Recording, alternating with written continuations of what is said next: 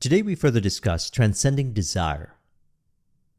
Transcend means to be prior to. As we've been discussing, desires are proof of what you already have.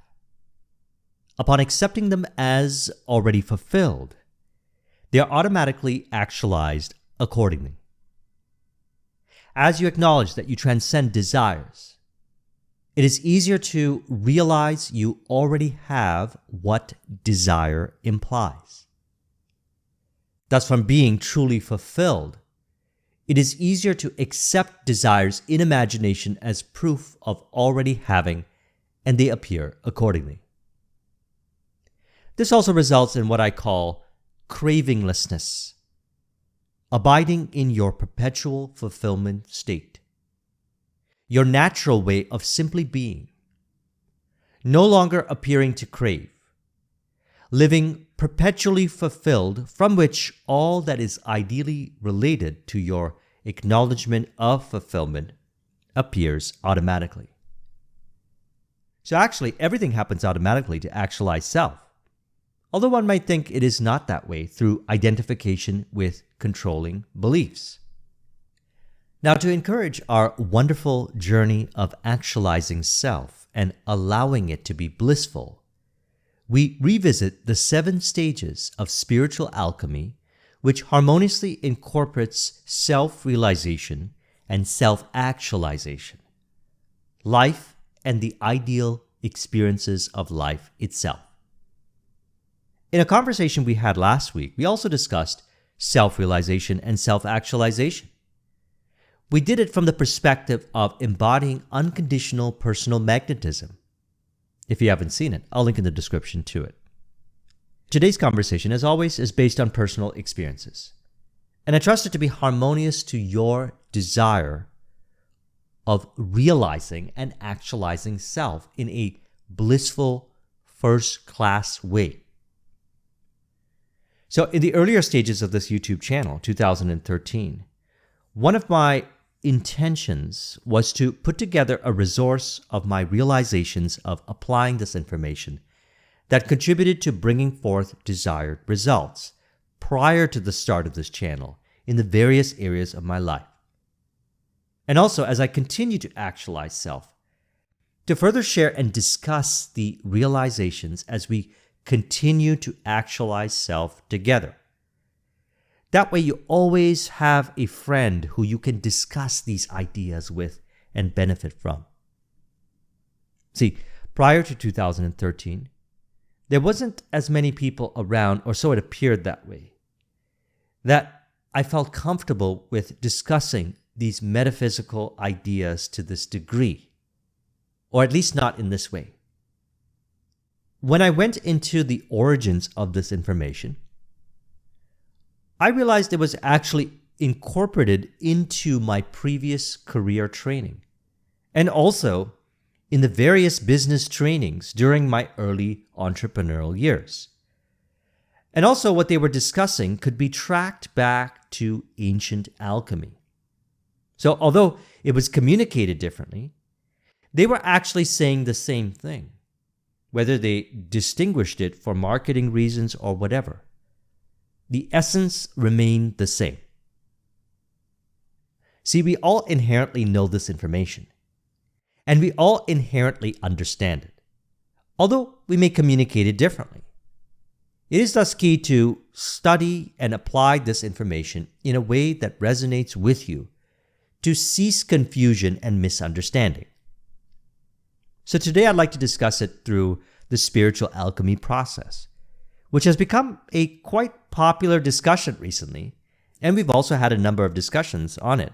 I'll link in the description to some recent videos for your benefit.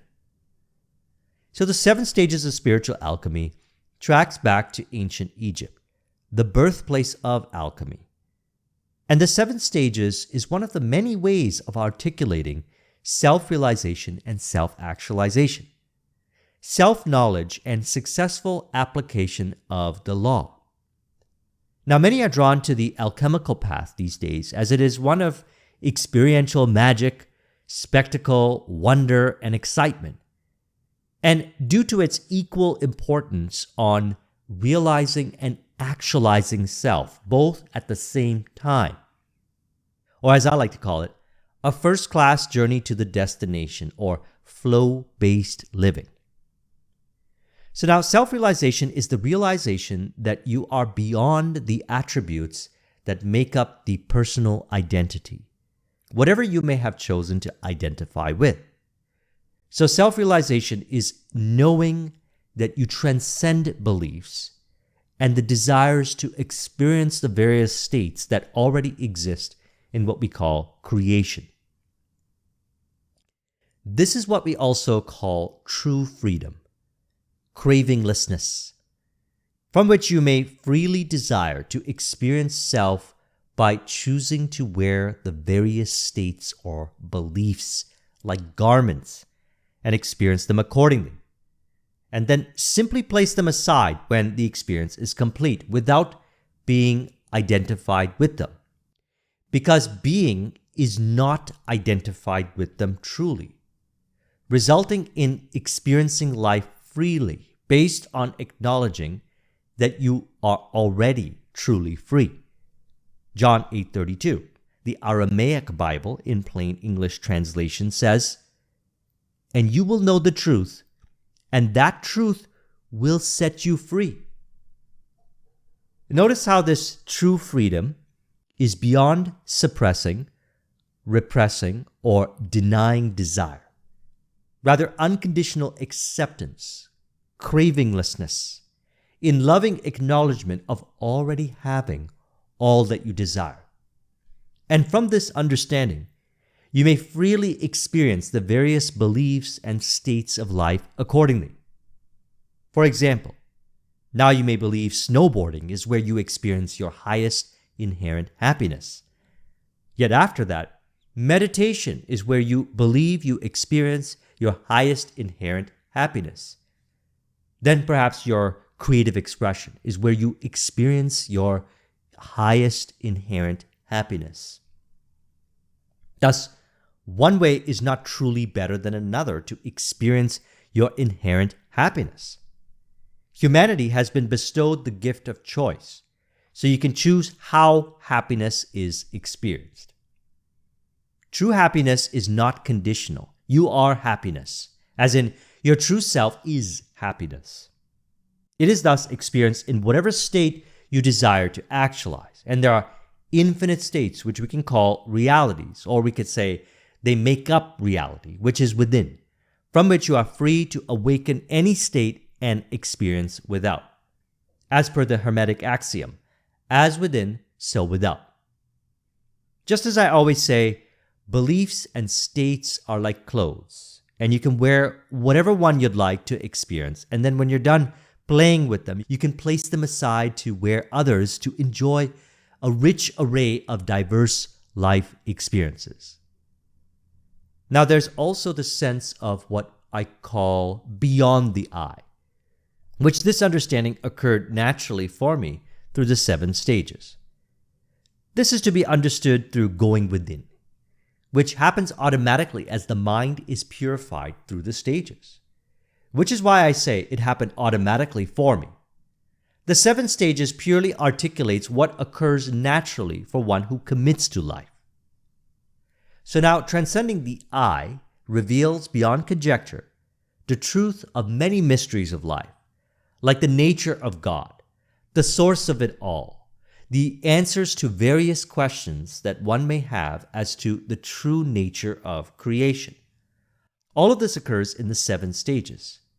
So how I came across this information was through a personal journey of actualizing desires. And every desire I actualize brought about a deeper understanding of the world within, the spiritual world within. And as those desires were actualized, there was another emerging desire to know the true nature of the I and beyond, by which the spiritual alchemy process showed up automatically to serve as my guide. And so by actualizing self, or I, I'm referring to living from the premise of exclusively being truly authentic. Each of us discover what this means within, during the stages, and lives it accordingly. then we find that as we live from the realization of the unconditional I, which is unconditional love, bliss, happiness, so do these actualize as life experiences. So thus the journey that appeared to realize, embody, and actualize the unconditional I began with desire, as Neville Goddard mentioned in a quote discussed in Sunday's video. All transformation begins with an intense, burning desire to be transformed. The first step in the renewing of the mind is desire. That's what we're speaking about here. The renewing of the mind. So release identification to dogmatic, shame, and control, condemnation-based beliefs if associated to desire. To accept that you already have what you desire and continue to acknowledge desire means having or fulfillment, from which you realize you transcend desire, which again, transcend means to be prior to. It does not mean desire is suppressed, repressed, denied, or ignored. Rather, acknowledgement that you already have all that you desire beyond appearances. This results in, as mentioned, what I refer to as cravinglessness, abiding in your perpetual fulfillment state, your natural way of simply being, no longer appearing to crave, living life perpetually fulfilled and experiencing life accordingly. So now for me, the burning desire to be transformed was initiated in 2004 through applying the principles in the book Think and Grow Rich, which also parallels the 7 stages, Napoleon Hill's way of saying the same thing. I had a desire to get out of $50,000 debt. And from actualizing that definite chief aim and subsequent definite chief aims that followed, something interesting happened. From the mind purification that occurred along the way of actualizing these, I realized that the I that was identifying to the beliefs that were being released was actually truly formless, unconditional, and already fulfilled. As being one with all, it truly needs nothing and thus has everything. So reflect with me for a moment. You may say, I am this or I am that. Yet what remains the same is the I. So now upon having glimpses of experiencing this unconditional cravinglessness, this perpetually fulfilled, blissful state, I came across the autobiography of the yogi by Paramahansa Yogananda, which, by the way, Ananda is a Sanskrit word that means bliss. And Yogananda helped me understand the meaning of self-realization. See, everything happens automatically by order. And by that I mean we are all appearing to seemingly within chaos, yet by order, go to the same destination. Thus, there are infinite ways to get there. What I teach is the first-class blissful way, which does not need to be one paved with unnecessary suffering or craving. Rather, acceptance of fulfillment, which plays out automatically accordingly. To discuss this, let's reflect upon the 7 stages of spiritual alchemy, which again articulates the process we appear to go through to realize the self and actualize the self. As we go through this, reflect on your personal experiences and relate accordingly. And I trust that it shall too serve as a guide for mental and spiritual clarity to realize and actualize self. And notice that each of these 7 areas are about releasing control. Control is the result of beliefs, and thus this is about releasing beliefs of unnecessary control. If one had not been identified with restrictive, controlling beliefs, they would flow automatically to actualizing their desires. The I is formless and fuses with beliefs. Beliefs can be lightly or temporarily held, as mentioned earlier, or deeply held to a degree of dogma. Suffering results in not allowing the restrictive beliefs to be released. These beliefs may again be held to varying degrees of identification within the subconscious mind. So this discussion is helpful for the creative, entrepreneur, or anyone that chooses to live life how they truly desire to live. These ways of actualizing self, like all ways of actualizing self, appear as a journey of releasing controlling beliefs to experience unconditional happiness rather than subconsciously holding oneself back, which is a form of suppressing desire. You actually transcend resistance, thus authentically accept desire as fulfilled. It is only controlling beliefs in mind that result in appearances of resistance to fulfillment. Now today I'd like to discuss this with emphasis on releasing shame-based beliefs related to desire, which are some of the most restrictive forms of belief. Fear and shame are actually intertwined. For example, Isaiah 54:4 states, "Do not be afraid. You will not be put to shame." It even goes on to say, "For thou shalt forget the shame of thy youth." So behind resistance, for example, in business, offering products and services can be shame-based beliefs which results in fear of rejection or criticism. Behind resistance, you discover the beliefs that result in resistance. Upon releasing identification to those beliefs, the resistance disappears, just like that. For example, in business scenarios just mentioned, they are no longer afraid of rejection or criticism, as there is no shame-based beliefs identified with in experiences which they could label as rejection or criticism. By the way, we also discussed transmuting resistance by falling in love with resistance recently. I'll link in the description to that video. So the first stage, we have calcination, the black stage in which chaos is embraced. Notice how I said embraced. Embraced means to hold closely in one's arms, especially as a sign of affection. Chaos only does not feel like an affectionate embrace if one is still identified with beliefs that suggest otherwise.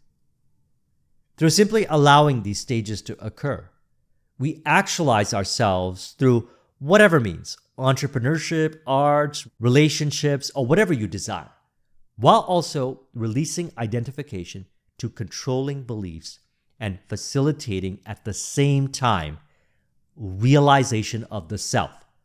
All of this happens automatically and naturally and ideally by letting go of unnecessary control, allowing it to happen automatically. Because chaos simply reveals what is hidden, nothing to be afraid about. Here we may also find suppressed desire, and if one has been shaming desire, chaos is experienced as unnecessary suffering. So by transcending desire, as mentioned earlier, I mean a healthy relationship with desire, like desire means you already have. So calcination is embraced by allowing yourself to be stimulated by desire. A vision may emerge as a result of how one imagines themselves to be. An artistic vision, an entrepreneurial venture, all promises of what you shall actualize. Calcination thus initiates the process of self-realization and self-actualization. And it is recommended when embracing chaos to not contradict that embrace. And by that I mean perpetuate beliefs of disempowerment or force which do not allow for true embrace, as you appear to step into whatever one might call the chaos zone or unknown.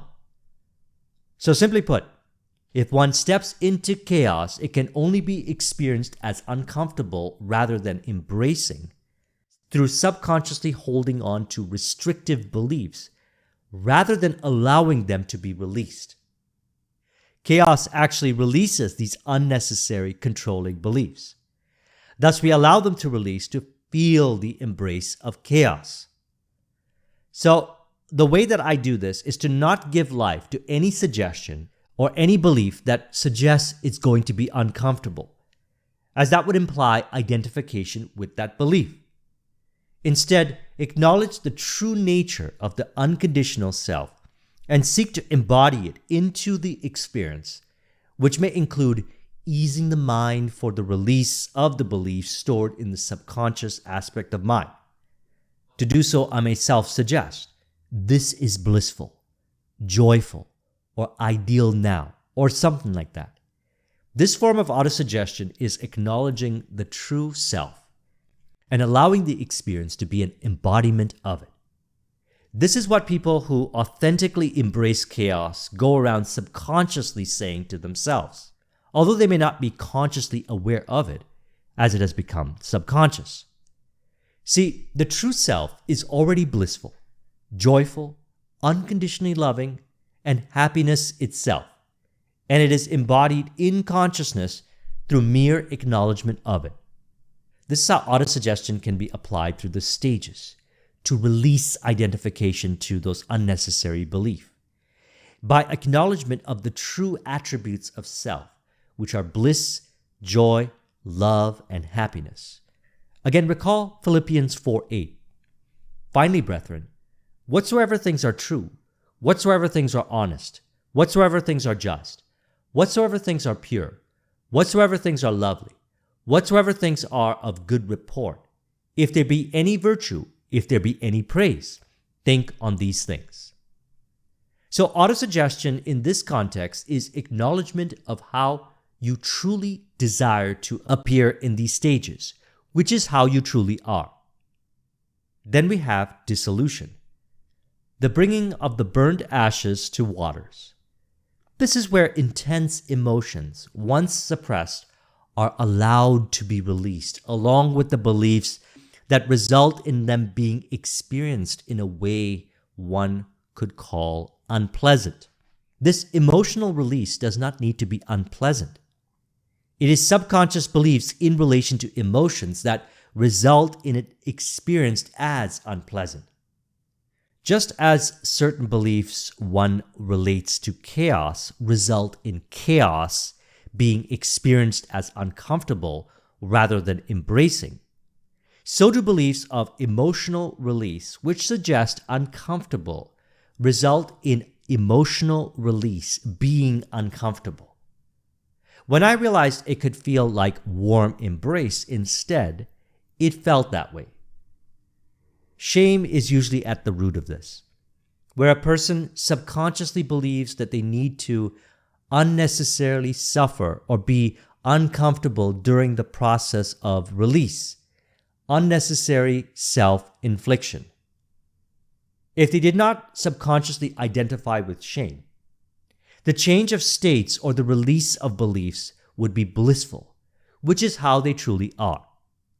So the key here is to allow the release by suggesting that the release can be enjoyable and it is experienced that way.